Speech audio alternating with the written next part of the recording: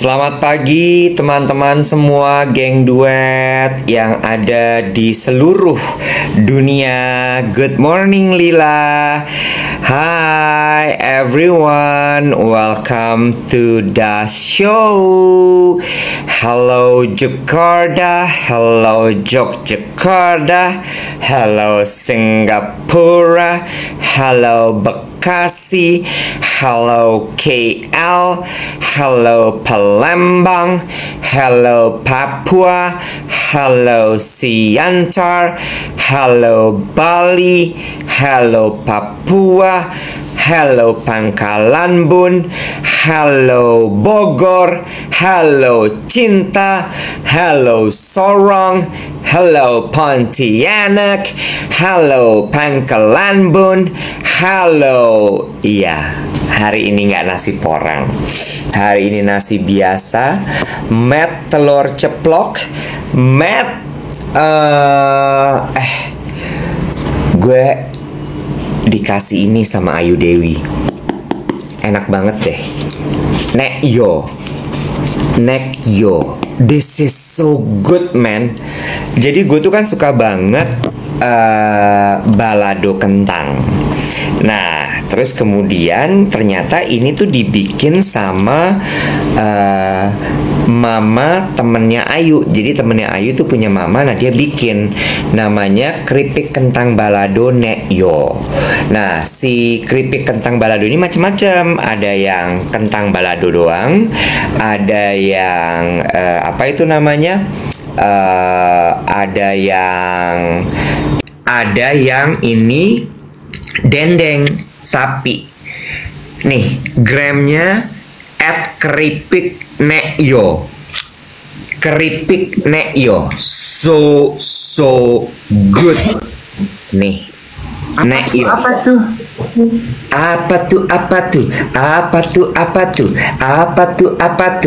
Aha. Keripik balado ini gue suka balado. Lo kan sukanya manis. Balado tapi kan pedas manis. Enggak, yang ini asin. Makanya gue suka. Oh, itu asin. Asin, gue nggak suka balado yang manis.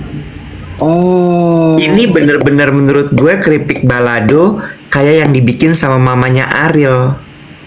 Oh. Dulu waktu gue di Bandung, gue tuh hidup dari bulan ke bulan sama keripik balado yang dibikin sama mamanya Ariel. Oh, penghematan ya anak kosan. Jadi dikirimin toples gini sama dia tuh. Balado biasanya dia dicampur sama ati ampela, dipotong kecil-kecil kering. Aduh, met nasi putih. Kelar. Al-kelar. Iya, kalau gue tuh nggak suka ati ampela, tapi gue suka baladonya. Jadi kalau gue makan sambal balado, ati ampelanya nggak gue makan. Enak. Itu lo beli atau dapat hampers? Dikasih. Tepatnya gue malak di rumahnya Ayu. Oh. Jadi sebenarnya yang dikirimin Ayu. Oh. Terus gue bilang ini kesian Bo, anak kos Bo. Terus dia bilang katanya, ya udah dah, gitu. Guilt trip. Iya bener. Lu gila-gila label. Bukan Dave Hendrik kalau nggak mau kalah. Ikutan lagi Apa tuh Nek? Ini juga penyelamat gue kalau lagi nggak punya lauk. Apa tuh? Gue kan suka pedas manis ya, dan sometimes I miss crunchiness dari makanan. Kan makanan-makanan bule itu kan nggak ada crunchinessnya ya kecuali salad. Iya. Nah, gue suka teri kacang wet. Ini udah habis segini. Ini gue beli di TikTok Shop. Enak nggak? Aduh, berapa ya? Dapur Umi. Enak nggak? Enak. Manis tapi. Isinya cuman teri sama kacang. Ini gara-gara malam-malam gue nonton kreatornya. Emang nontonin TikTok Shop malam-malam tuh bahaya loh. Gue nontonin kreatornya lagi nyeritain sama jualan ini. Lo tau nggak? Menurut survei, memang di jam itulah orang kejebak. Iya ya. Iya. Jadi makanya kenapa iklan-iklan itu munculnya malam, orang-orang pada jualannya malam. Jadi kalau malam itu orang emang scrolling. Terus karena kayak nggak ada benteng pertahanan, tung langsung beli. Oh, tapi ini Ayam. compulsive buying, that's true. Tapi ini ya compulsive, but I don't regret it because it's good dan dimakan pakai beras porang aja, pakai tempe gitu ya. Aduh, so good, so good, so nice. Pasti ada ya buat yang tinggal di kosan atau anak rantau gitu. Pasti ada deh gacoan makanan-makanan yang standby aja. Kalau nggak ada apa-apa, dia akan menjadi penyelamat untuk hidangan cepat, ya kan?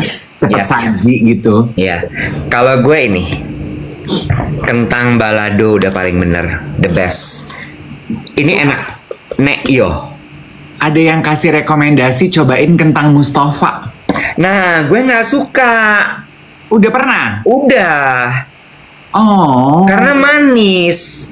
Oh, nah harusnya gue suka tuh. Gue nggak suka. Jadi dulu ya awal-awal gue tinggal di Bandung, mau nangis gue, Bo. Karena semua makanan buat gue manis. Oh, gue suka makanan manis. Gila, nasi padangnya aja manis. I love seafood. Nggak bisa gue. Dulu ya, lu inget Riva nggak sih? Inget Riva? Tahu. Riva yang dulu asisten / manager, terus abis itu sekarang jadi manajer Rian Ibram sama Ari Kirana. Dia dulu kalau misalnya gue lagi dinas ke Jogja ya, Bo, nge-MC di Jogja, nangis dia, Bo. Karena manis. Manis, dia kalau makan apa gini. Manis. Oh. Kenapa makanan ini harus manis? Oh. Tapi tetap dimakan. Oh, iyalah lapar ya, Bo. Ya gimana, masa lo nggak makan kan nggak bisa juga ya, gitu. Ingat, tetap dikontrol ya, karena katanya hati-hati, hipertensi, true that, yang asin, yang manis, jika sudah berlebih, berbahaya. Nah, ada yang bilang katanya makanan gacoan penyelamat kalau lagi lapar dan malas pesan online adalah mie instan. Gue udah nggak makan mie instan udah lama banget. Gue lagi kepingin makan mie instan tapi belum sempet nih. Gue udah lama sekali nggak, dan udah nggak ada craving gue. Gue masih gue. Mie instan is a guilt trip. Dan by the way, sebentar sebelum lanjutin. Selamat pagi Alkornain. Dia bilang gini, penasaran sama teman kantor, kok tiap pagi dengerin ini dari perjalanan ke kantor sampai ke perjalanan ke kantor gimana sih perjalanan ke kantor sampai kantor? Perjalanan dari rumah sampai kantor gitu maksudnya ya. Iya. Ini siaran paginya Dave sama Iwet. Kita siaran setiap hari Senin sampai Jumat jam 7 sampai jam 8 pagi. Kita membahas cerita-cerita kehidupan, current issue, topik-topik, dan kita bawakan dengan penuh canda tawa. Yuelah. Ekspresi lu kayak Malida. Penuh. Tua lu, keluar lagi Malida, Tanti Yosefa, Malida. Tahu nggak penyanyi namanya Malida? Tahu. Nggak keren lu kalau nggak tahu Malida zaman dulu, say. Nyanyiin dong lagunya yang kayak mana? Trio Centil tuh gimana sih lagunya?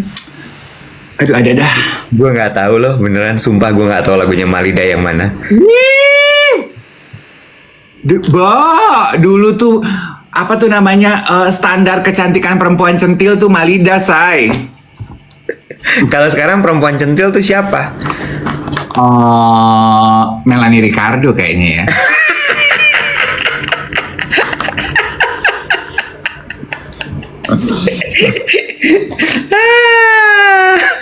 Baru tutup usia ya Malida ya.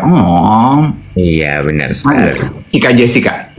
Anyway, tadi gue mau membahas mengenai mie instan. Kan setiap kali kalau gue live promoin catering kan orang-orang suka gini, aduh Om Dave kayaknya nggak pernah makan mie instan. Jangan salah loh. Dulu tuh kan gue pernah tinggal di Jawa Tengah. Dan yang mengasuh gue itu kan mami papi, kakek nenek, pensiunan yang bekerja lagi. Jadi gue tuh stok bulanan, setiap bulan mereka tuh selalu nyetok mie instan 2 kardus, wet. 1 kardus rebus, 1 kardus goreng. Jadi kita tuh cuman makan yang dimasak itu setengah bulan setelah gajian. Setengah bulan ke belakang menunggu gajian berikutnya mie instan. Jadi I grew up with mie instan. Oh ya? Iya. Dan gue tuh makan mie instan nggak cuman mie dong. Jadi? Pakai nasi. Oh ya? Jadi mie instan itu lauk. Mie instannya dicampur pakai sayur gitu ada proteinnya atau mie instan aja? Wah, baru lu kenalan sama mami gue. Ada waktu dia buat ngasih-ngasih sayur gitu, sayur, bakso, sosis gitu. Hah? Gak ada, Bo. Tenaga dia buat masakin kita tuh cuman tanggal gajian sama setengahnya lagi ya lu mie instan. Pakai apa? Pakai nasi dong. Kok pakai sayur? Aduh maaf, gue keinget yang pisang goreng pakai. Iya, jadi gue tuh nggak seposh yang lu pikirin, say. Halo. Itu gimana ceritanya, Mo? Ya, ya. Pisang goreng pakai sambal ya? Apa pisang goreng yang mana ya? Pisang goreng pakai nasi goreng. Oh iya. Mamila tuh juara banget loh menurut gue. Dia kalau masih hidup ya gue gini, ini orang ngeyel banget sih, parah.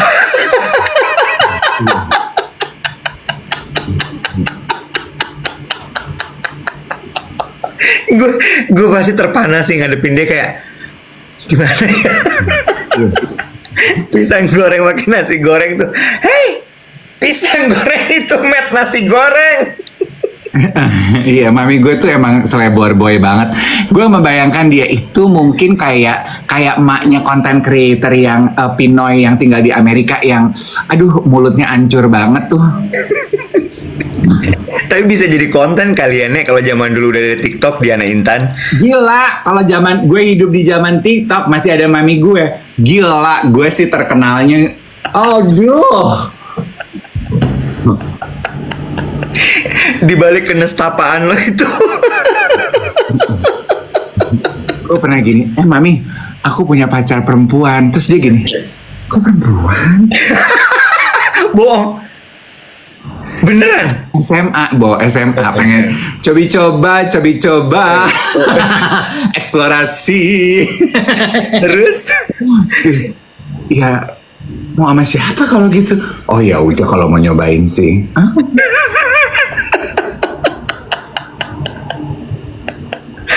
Beneran nek? Iya, Bo. Ya, siapa sih yang paling kenal anaknya kalau bukan emak? Iya sih.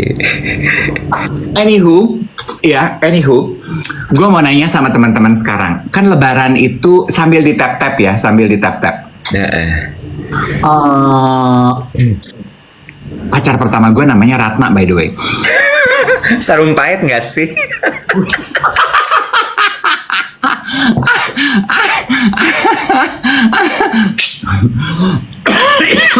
Aduh, kan Lebaran itu kena mental nggak si Ratna itu kira-kira? Kenapa? Kena mental nggak ya kira-kira si Ratna itu? Ya enggak lah. Orang dia suka cowok-cowok pretty, dia suka dulu tuh ngefansnya sama Andy Lau gitu, penyanyi-penyanyi Mandarin gitu kan cakep-cakep ya, Bo. Makanya dia mau pacaran sama gue. Iya. Oke, terus? Esensi dari Lebaran tuh apa sih? Coba gue tanya. Bermaaf-maafan. True. Gue punya pop quiz. Ini adalah tulisan gue, kolom diary day. Kan gue nulis di majalah Bazar. Ini terbit Maret. Sekarang bulan apa? Bulan Maret. Nah, sekarang berarti. Judulnya Kuat Memaafkan.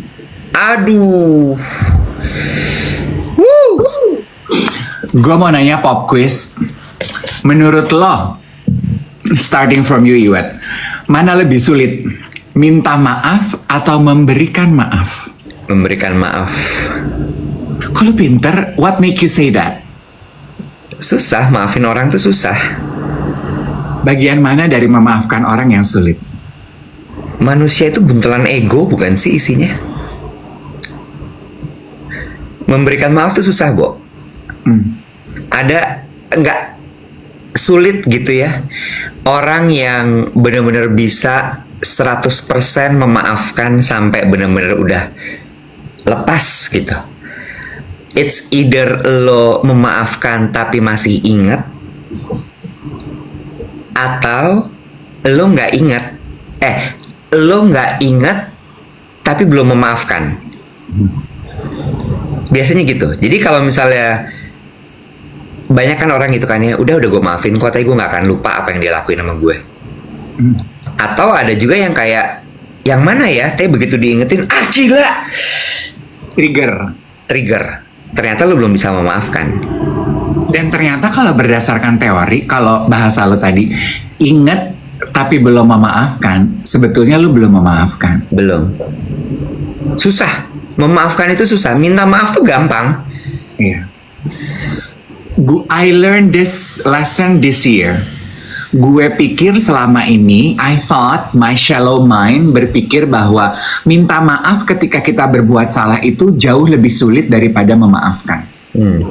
Karena gue itu di pengalaman gue paling sering bikin salah, dan ketika gue harus minta maaf, itu I need to climb my own mountain kan. Gue tuh jarang punya kesempatan di mana gue harus memaafkan orang. Jadi gue nggak pernah tahu susahnya memberikan maaf.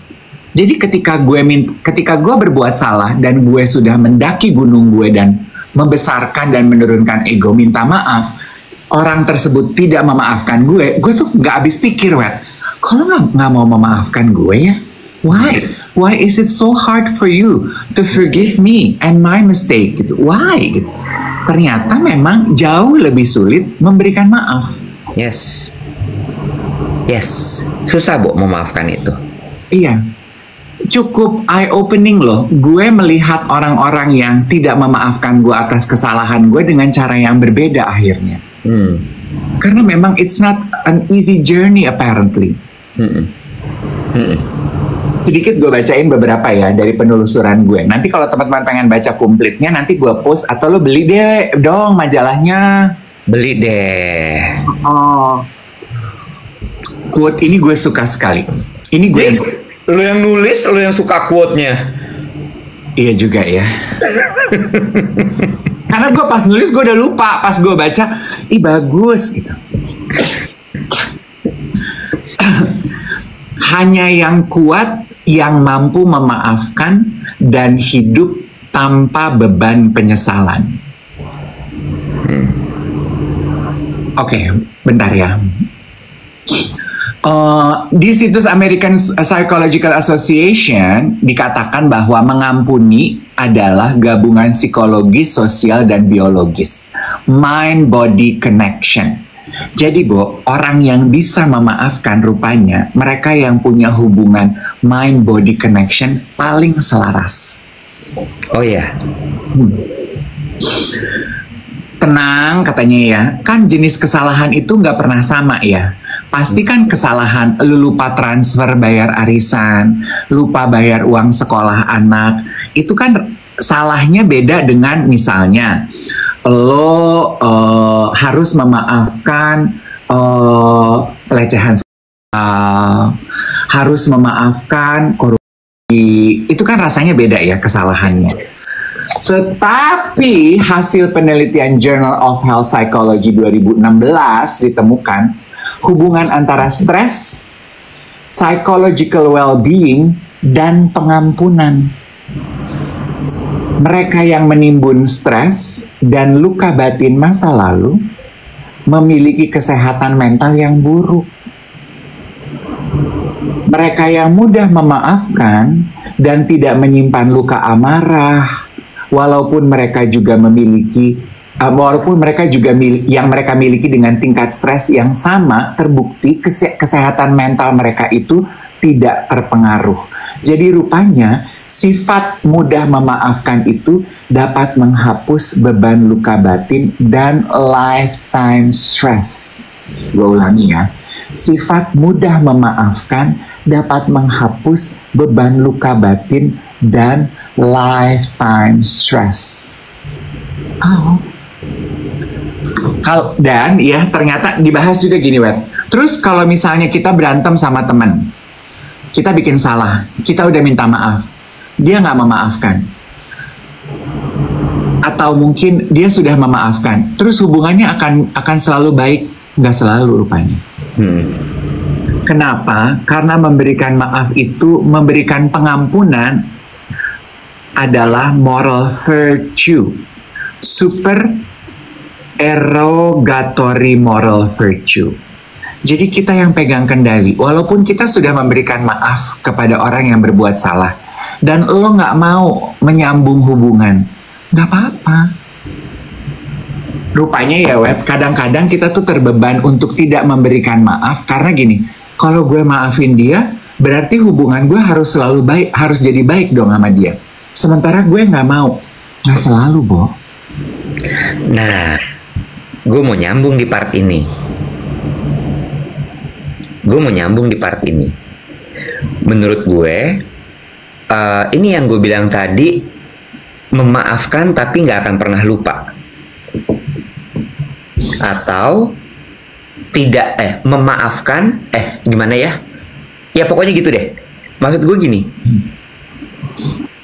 2023 tuh kan masanya turning point gue ya, dimana banyak sekali hal-hal yang jadi kepahitan di dalam diri gue terkait dengan orang lain, lalu di situ gue memaafkan itu semua gitu.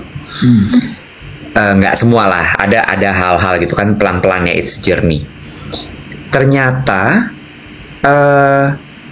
gini, ketika lo udah memaafkan itu ya, itu tuh bener-bener semua tuh levelnya 0, Dev. Lo nggak ada emosi lagi, lo nggak ada kesel, nggak ada sedih, nggak ada marah, udah bener-bener 0 gitu.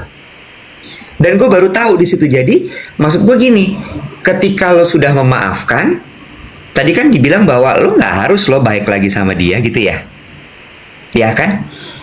Itu menurut gue masih belum memaafkan.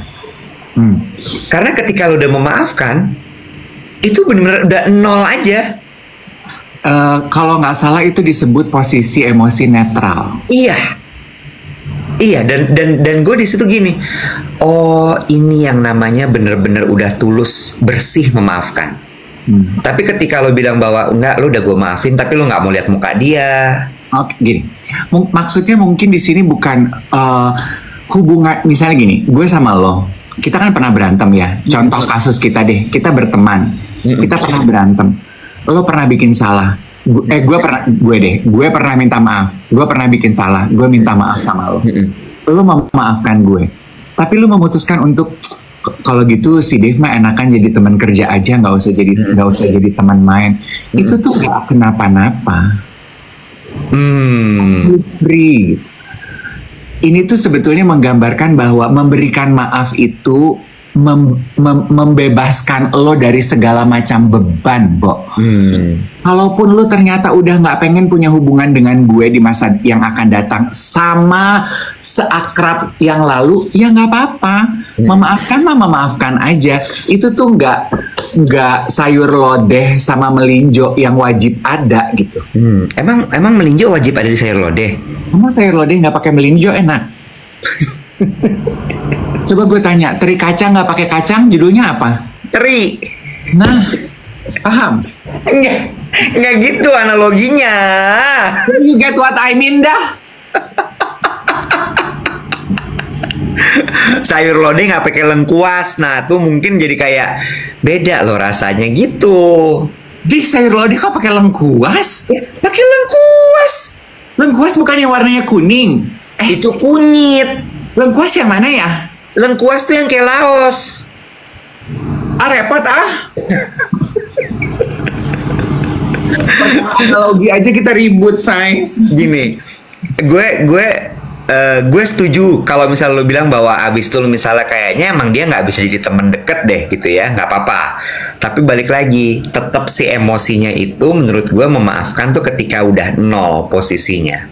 Ya. Gini, betul teman-teman, gini, tergantung kasus, betul. Gue juga bilang di sini tergantung kasus gitu. Contoh gitu ya, kayak lu korban pelecehan seksual.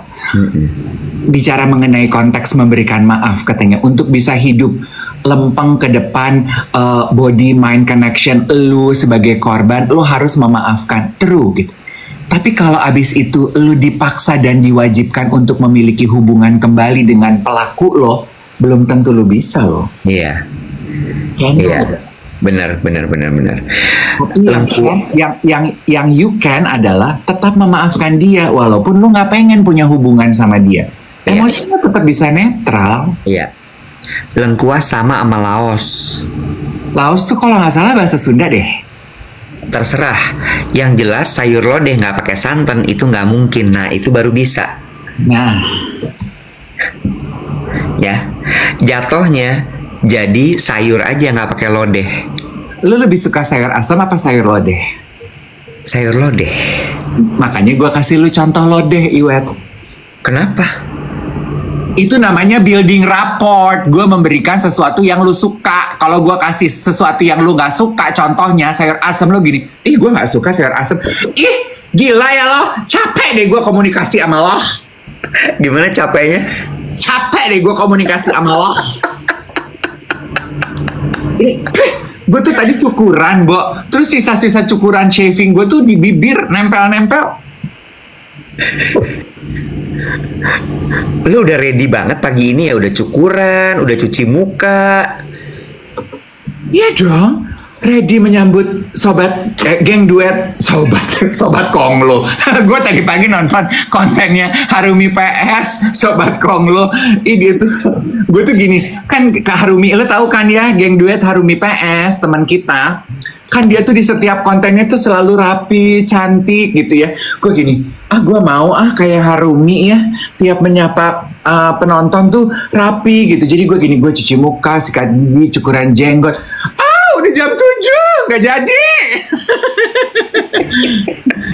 Jadi masuknya sobat geng duet gitu. Benar.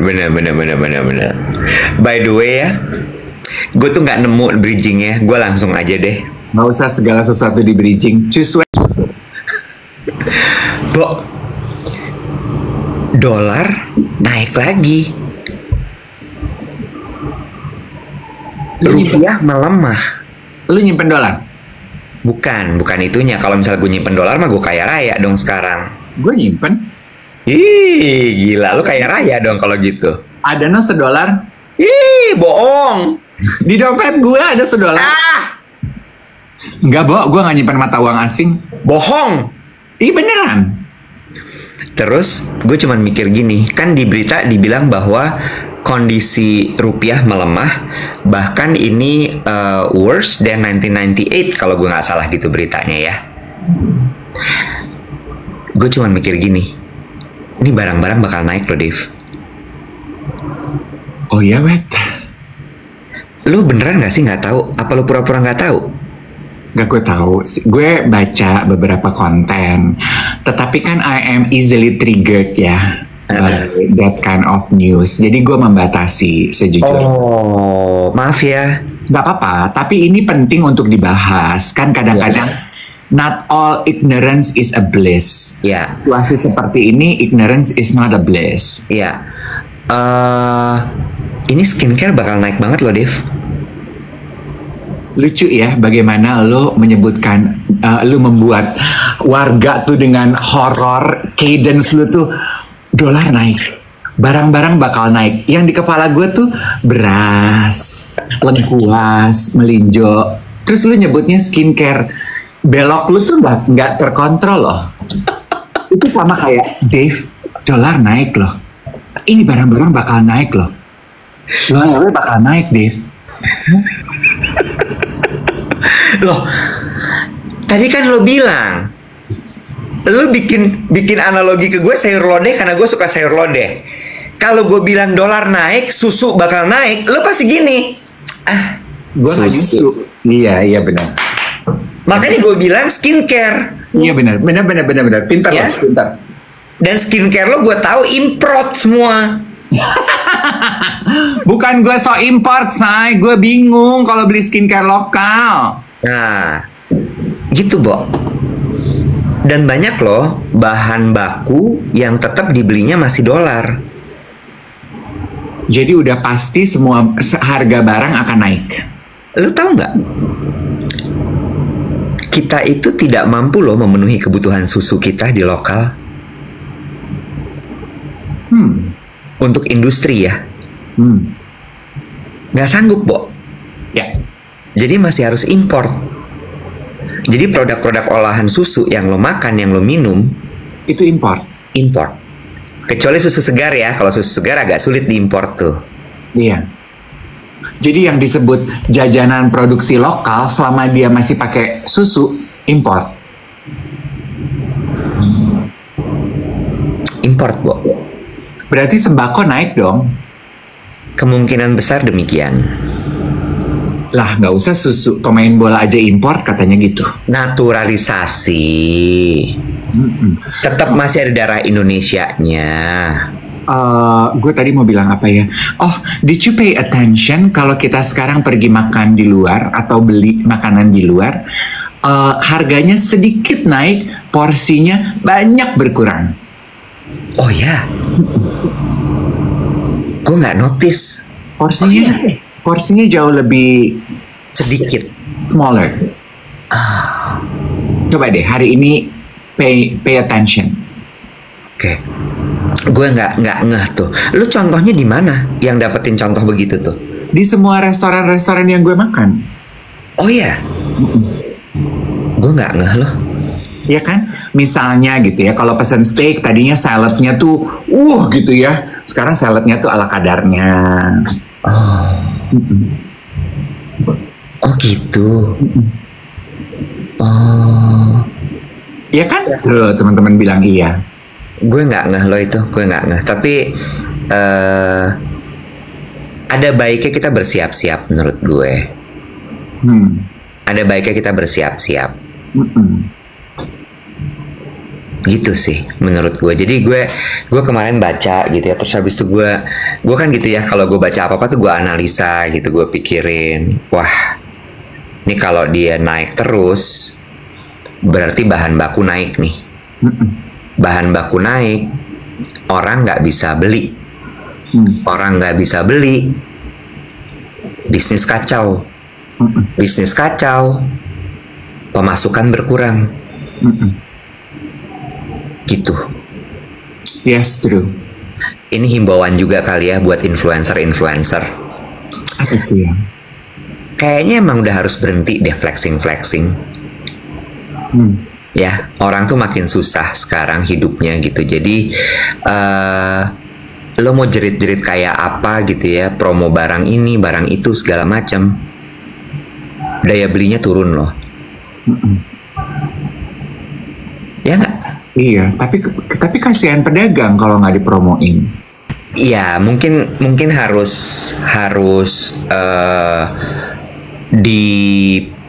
bukan dipilah, diatur lagi bagaimana cara mempromosikannya gitu. Iya. Obat juga mulai naik pasti. Gini, kayaknya bahasa komunikasi penyampaian promosinya yang perlu diperhalus. Iya, betul. Sama satu lagi. Gue ingat dulu tuh yang selalu menyelamatkan kita dari krisis, dari COVID gitu ya, terkait dengan ekonomi adalah belanja lokal. Jadi belanja lokal ini menurut gue satu hal yang harus kita kencengin. Karena kalau misalnya kita itu tadi import, beli barang-barang import segala macem, ya yang terjadi ngap juga, sama yang kedua ya mahal.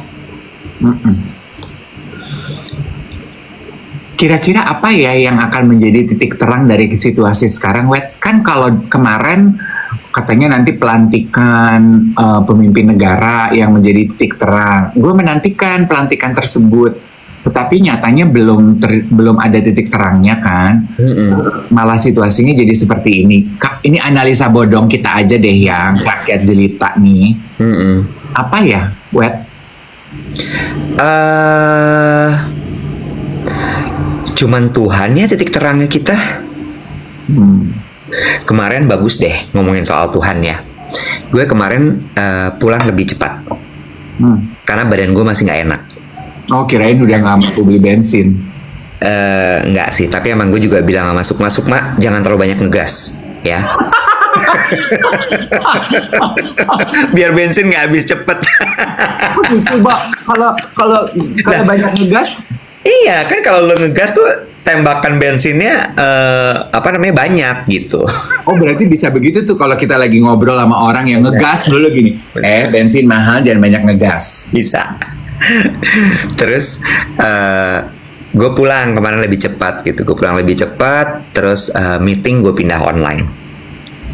Ada beberapa yang masih offline, ada beberapa yang harus online. Terus abis itu gue nonton Shihab.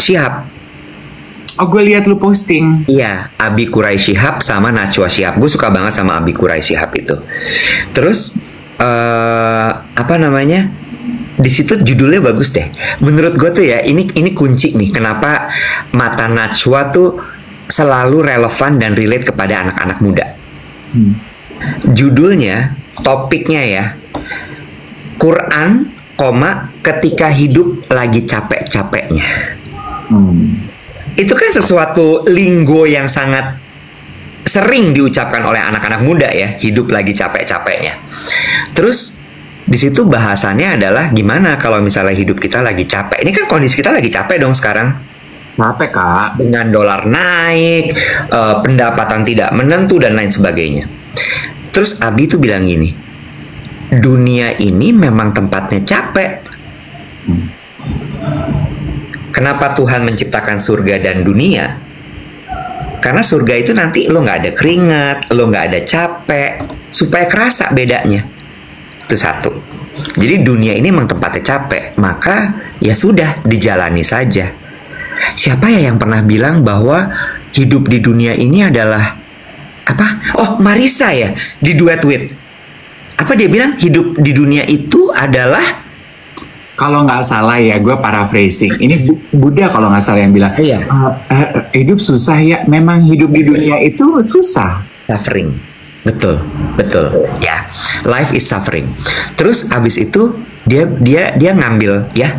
Life is suffering ya, bukan buffering. Bukan. Buffering kita kalau lagi sinyal jelek. Ya. Terus Abi tuh bilang gini. Dia ya kan namanya tausiah ya, Bo, kan pasti pakai ayat Quran dong diambil gitu ya. Ya iya dong. Iya kan, surat Al-Insyirah yang gue juga suka banget itu. Dia bilangnya gini, Bo, bersama kesulitan ada kemudahan. Garis bawah dikata bersama. Bukan setelah kesulitan ya, Dev. Bersama. Terus gue langsung gini, nyes gitu ya. Gitu. Terus gue gini, iya ya, emang kalau lagi susah kayak gini lo tuh nggak bisa bergantung sama siapapun. Nggak bisa. Bersama kesulitan ada kemudahan. Ada kemudahan. Ya, bagus ya. Jadi walaupun kesulitan yang kita saat ini sering obrolin, sering baca, sering lihat, sering rasa, mungkin kita harus juga belajar membaca, melihat, mengobrolin kesenangan yang mengiringi kesulitan itu, gitu kan? Jadi tenang aja. Terus di situ gue gini, oh ini yang namanya iman ya. Iman tuh bukan gerakan lo. Iman tuh bukan rutinitas lo, bukan. Iman tuh bukan apa yang lo lakuin. Tapi lo percaya banget bersama kesulitan ada kemudahan, itu iman. Yes. Ya. Nggak sesielo itu, nggak yang lagi orang puasa lo minum terus habis lo marah-marah, nggak gitu iman tuh. Itu bukan. Emosi. Jangan banyak ngegas, bensin mahal. Bener. Iman itu percaya gitu bahwa gue percaya kok kalau bersama kesulitan tuh ada kemudahan. Gue percaya bahwa Tuhan itu berjanji untuk selalu jagain kita. Gue percaya bahwa Tuhan pasti akan kasih jawaban untuk kesulitan ini. Gitu. That's iman. Ya. Gitu. Jadi walaupun ya oke, no wonder ketika gue bertanya, jadi apa ya titik terangnya? Pengharapan lo. Iya. Iman lo itu udah. Iya kan? Habis lo mau gimana lagi sekarang, Dev? Iya. Lo mau bergantung sama siapa? Iya, true. Kan dikata gini katanya ya. Oke, semua wait and see. Bisnis gitu ya. Wait and see-nya sampai kapan nih, Kak? First half lah. Sampai Juni. Karena abis dari pelantikan akan dikasih waktu 3 bulan dulu, terus 3 bulan pembenahan first half, abis itu beres. Kayaknya jauh ya. Udah mau masuk Q2 nih, udah masuk. Oh. Ya, 1 Q itu berapa bulan sih? 3 bulan. Oh, lucu ya. 1 kuartal. Iya. Ya kan? Iya. Gitu. Kenapa? Enggak, gue membacakan komentarnya gini. Ada yang bilang, aduh, tenang banget dengan bahasan hari ini gitu ya. Ya, it's the only thing we can do ya, setiap hari berbagi kisah kasih kehidupan. Kadang kita ketawa, kadang saling menenangkan, walaupun kita tuh kayak baik-baik aja, Bo. Sebenarnya dari depan tuh kayaknya baik, dari atas kayaknya baik-baik aja, di bawah kaki kita sibuk paddling gitu. Apa tuh namanya, Bo? Istilahnya, ada istilahnya kan ya, duck apa gitu ya kalau nggak salah ya. Calm as a duck. Duckling apa ducking gitu? Ducking mah restoran, Beb. Bener juga. Dulu suka tuh kita makan situ abis nge-gym. Tapi dulu ya, kalau sekarang makan itu tiap hari mah boncos. Nih udah nggak pernah nge-gym bareng juga, say. Bener. Tadi gue mau kok gue jadi lupa. Lupa lah gitu. Iya, tapi ini juga salah satu objektif kita bikin siaran ini kan ya. Semoga siaran ini bisa jadi oase di tengah-tengah kehidupan kita semua gitu. Duck syndrome. Ya, kenapa? Kan tadi lu bilang gini, menghimbau gitu ya. Udahlah gitu para kreator gitu, berhentilah flexing gitu ya. As true as that might be, kita juga sebagai sama seperti kuasa dalam memberikan maaf, itu kan di sini dibilang moral virtue dalam memaafkan. Itu artinya kita tuh punya kuasa loh untuk mau memberikannya atau enggak. Jadi ketika lo memutuskan untuk memberikan maaf lo, that should make you powerful. Demikian juga dengan sosial media, Iwat. Gue cuma mau menegaskan ini. Sosial media itu datang dengan kita tuh juga sebagai pengguna diberikan kekuasaan penuh loh untuk memilih konten yang kita suka dan kita nggak suka. Iya. Ada tombol not interested di dalam semua postingan yang disuguhkan oleh algoritma. Iya. Gitu loh, ya. Iya. Kan seiringan dengan dengung konten rendang yang rame kemarin. Tadi pagi gue menelusuri apa yang terjadi karena itu akan dibahas di acara Spill the Tea gue di Script. Jadi gue menelusuri. Itu jadi rame kan, dibilang insensitif, dibilang terus juga jadi banyak kan konten-konten lain kreator-kreator yang entah kaya, entah belaga kaya gitu. Ada satu konten kreator ini agak lucu sih. Dia aduh, aku hari ini pengen membagi perjalanan aku mau jajan SOP buah. Oh, ternyata SOP buah itu isinya potongan buah. Oh, gue tahu tuh yang di dalam mobil ya. Yang perempuan cantik banget gitu ya. Gitu ya. Lucu kah? I don't know. Terus kan komentarnya tuh, wih dahsyat banget ya. Gue cuma mau bilang gini, kita tuh diberikan kekuasaan loh. Kalau lo nggak suka dengan konten seperti itu, not interested, don't follow. Udah sesederhana itu gitu. Lo berharap, lo nyuruh dia untuk, berubah dong lo, situasi lagi susah, sok tajir banget sih lo. Lo tuh menari-nari di atas penderitaan orang. Bukan urusan lo. Nggak usah lo tonton, nggak usah lo follow. Selesai. Kenapa nggak? Ya. Lu minta mereka gitu untuk gak flexing. Kagak usah ditonton. Kalau mereka kagak ada penonton, berhenti dah. Iya. Iya.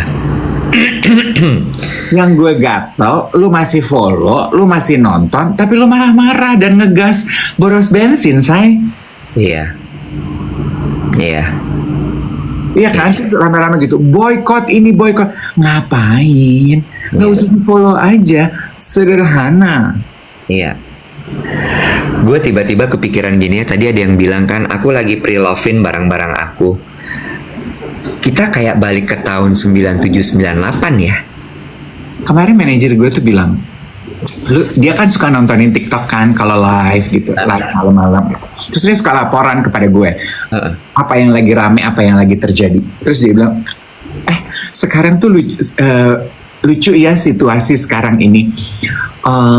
Kayak aku lihat tuh account-account yang suka pada nge-live-in barang-barang pre-love-nya, sosialita yang kayaknya dulu tuh, aduh, iya apa sih jual-jualin barang gitu. Sekarang udah nggak ada malunya, Bo, ngejual-jualin barang pre-love. Nyari duit, jualan barang di TikTok, nggak ada yang malu, Bo. Persis sama seperti apa yang lo omongin tadi. Arahnya gue tuh gini. Gak tahu ini beruntung, gak tahu ini gue menghibur diri ya. Untung kita udah JR ya, Nek. 98 kita udah begitu ya, Say? Jadi kalau sekarang kejadian lagi tuh kayak masih ada muscle memory gitu. Jadi lo tahu mesti ngapain, nggak yang bengong-bengong banget gitu, nggak yang kayak ayam. Gimana nih gue gitu. Kemarin gue juga ketawa-ketawa sama temen gue gitu ya. Ibu memang kadang ya gitu.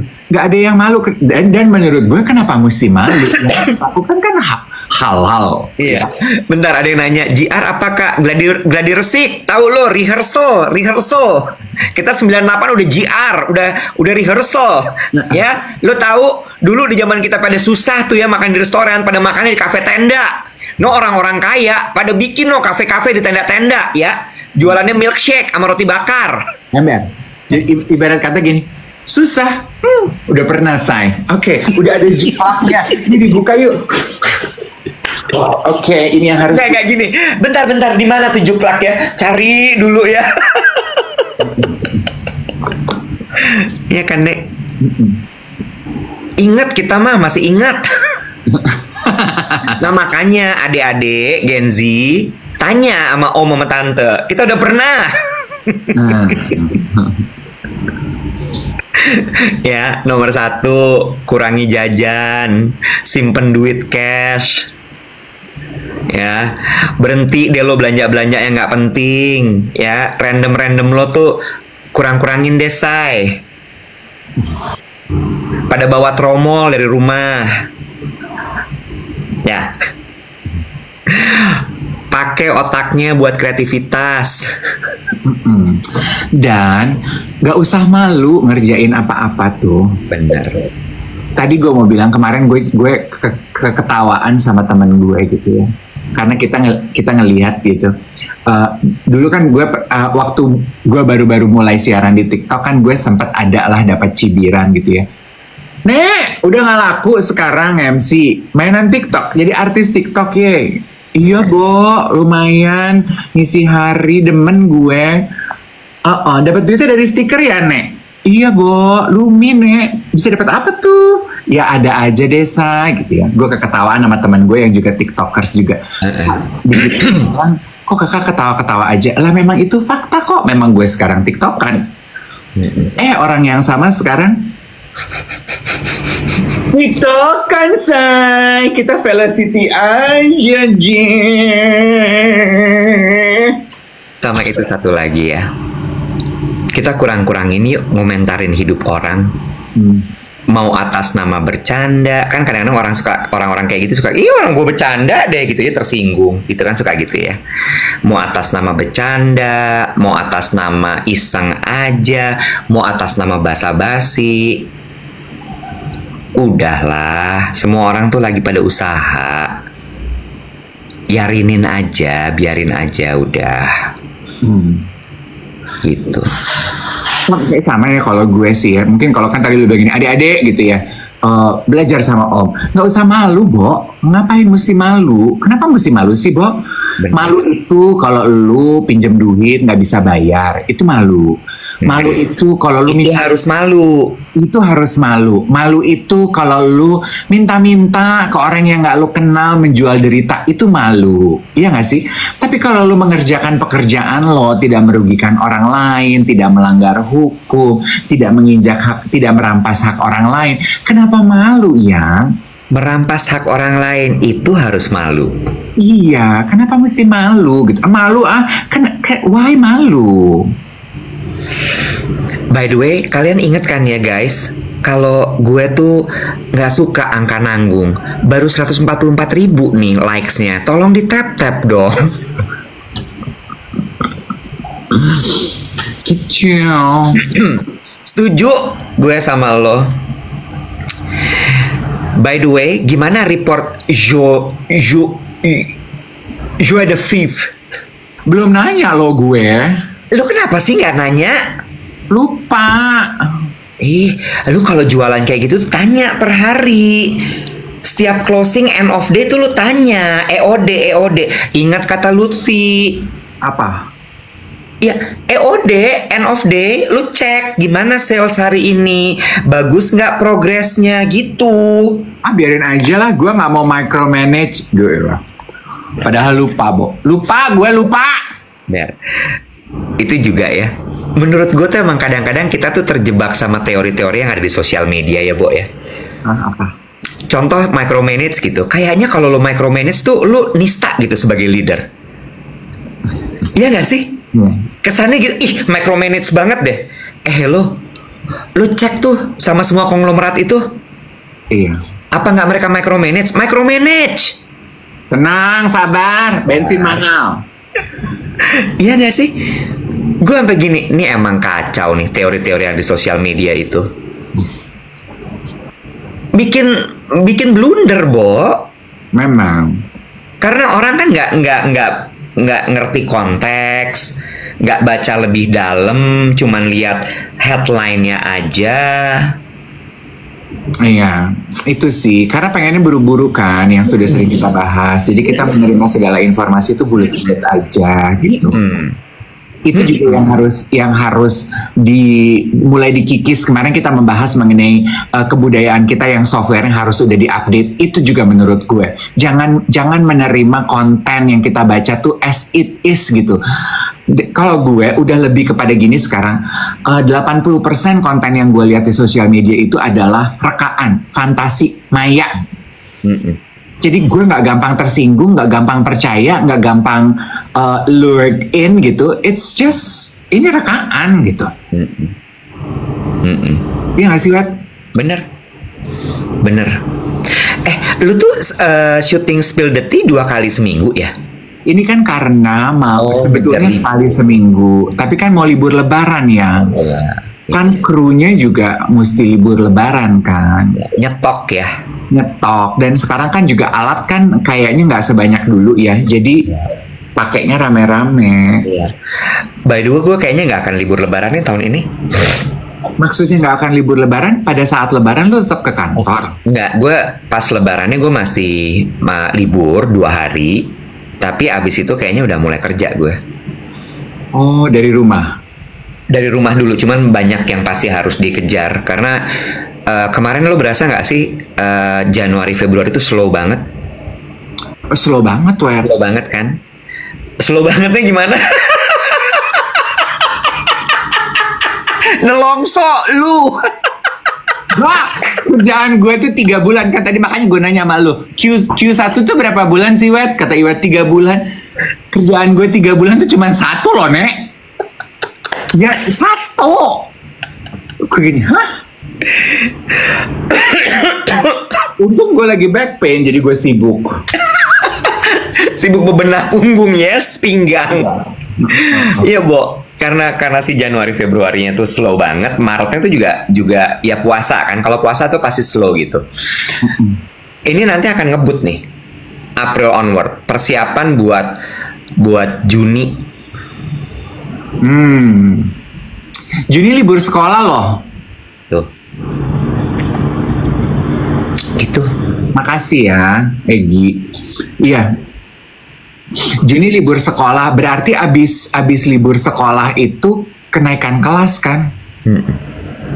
Siap-siap bayar uang pendaftaran loh. Iya, iya, bener. Itu jadi persiapannya minggu pertama, minggu kedua tuh udah persiapan pasti. Terus minggu ketiga tuh udah pasti gas tuh. Karena Mei udah harus jalan semuanya. Tapi lu juga lu masuk kerja setelah Lebaran langsung. Lu inget tapi anak-anak yang lain tuh tetap masih pengen libur Lebaran. Iya, udah gue ingat. Karena kemarin tuh mukanya pada gitu. Lu aja sebagai leader kerja, jadi lu toto-toto gitu. Nanti pas masuk lu bisa tinggal delegasi gitu. Kan, ya kan lu seneng kan toto-toto siap-siap gitu, bikin-bikin rencana gitu kan, lu doyan kan? Tegang disuruh kerja katanya Lala. Oh. Aduh. Tapi balik lagi ya, benar kata Abi Quraish Shihab ya. Hidup tuh emang tempatnya capek. Ya udah dijalanin aja. Aku mau nanya, jadi yang pada kerja itu liburnya kan Kamis ini hari terakhir masuk kerja. Jumat. Oh, Jumat masuk kerja terakhir. Betul. Lalu libur sampai dengan tanggal? Sebenarnya kalau di kalender tuh kan Lebaran tuh Senin ya kalau nggak salah ya. Senin sampai Minggu tuh diliburin sebenarnya 1 minggu. Oh. Terus kemudian Seninnya udah masuk lagi tanggal 7 kalau gue nggak salah. Tapi ada beberapa yang liburnya sampai Rabu, jadi Kamis baru masuk. Oh. Ada yang begitu. Cuma kalau FMCG mereka liburnya benar-benar cuma tanggal merah. Hari setelahnya boleh pilih, kalau mau cuti lo boleh cuti gitu. Oh, dan Jumat yaitu besok adalah nyepi ya? Betul. Oh, sebenarnya nyepinya Sabtu, tapi kan biasanya kalau weekend tanggal merah, pemerintah ngasih libur dia hari hari kerja sebelumnya. Oh, I see. Itu Gitu. sebabnya nggak ada penerbangan ke Bali tuh. Udah. Betul. Oke. Gitu. Interesting. Ada yang berencana pergi jalan-jalan liburan ke Bali Lebaran ini, teman-teman geng duet? Aku masih mimpi, tapi kayaknya nggak bisa, Kak. Iya, yang nonton ada yang berencana jalan-jalan ke Bali nggak? Lu kurang peduli sama rencana gue ya. Gue udah tahu rencana lu, Wet. Lu cuma mau Lebaran sama keluarga lu 2 hari, terus lu mau kencan sama laptop lu. Laptop is life, Kak. Karena Wet, Kenapa emang Bali? kalau lagi pengen berencana liburan ke Bali, hotel-hotel di Bali tuh harganya nggak naik loh liburan ini. Masa? Oh ya? Yang bener loh. Iya, cek deh. Gue cek-cek di aplikasi dari kemarin, ngecek-ngecek doang. Lu nggak liburan nih jadinya, libur Lebaran ini?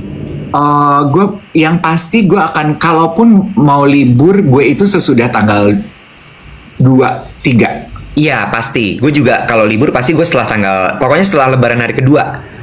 Iya, karena harga tiket jauh lebih sahabat sesudah tanggal itu ya. Ya, tapi lu pulangnya either lu sebelum orang masuk atau setelah. Iya. Setelah. Kalaupun jadi ya. Iya. Oh, lu akan ke Bali rencananya kalau jadi? Kayaknya nggak ke Bali deh. Kemana? Masih belum didiskusikan nih. Vietnam. Kalau tiba-tiba Vietnam. Gue lagi terpapar sering banget sama konten orang liburan ke Vietnam. Terus gue gini, lucu kali ya Vietnam ini makan pho tiap pagi. Kayaknya kan selalu kan kalau di konten TikTok tuh yang jajanan pinggir jalan semua ya. Kalau restoran pun juga restorannya tuh restoran yang rumahan di pinggir jalan kayak di Jatinegara gitu kan. Terus gue kayak lucu ya, dari hotel jalan kaki terus sarapan pho gitu ya, sarapan apa makanan tradisional kayaknya enak gitu. Iya. Vietnam gue akhir tahun rencananya sama Bobo. Oh gitu. Oh, berdua aja? Enggak, gue bawa ponakan gue. Oh, Bobo ponakan sama Lala Ernest. Iya, liburan keluarga. Bobo keluarga lo, Bo. Iya dong. Iya dong. Kan gue suka gue gabungin kan, liburan BB Cream sama liburan keluarga. Oh, iya. Pak, lagi pengetatan budget. Kalau tahun-tahun sebelumnya kan bisa liburan BB Cream, liburan keluarga. Sekarang digabungin aja, Brur. Benar, setuju gue juga. Digabrokin aja. Iya. Memang benar Vietnam tuh lagi naik ya. Kita jangan bilang-bilang. Kita liburan ke sana sebelum jadi naik banget. Jangan ini kayak Bangkok kan, dulu Bangkok belum semahal sekarang, tapi karena turisme kan sekarang Bangkok jadi mahal banget. Apalagi sih, Bo? Serah lo deh, Dev. Lo atur aja gimana enak-enak lo. Terserah sepemahaman lo aja.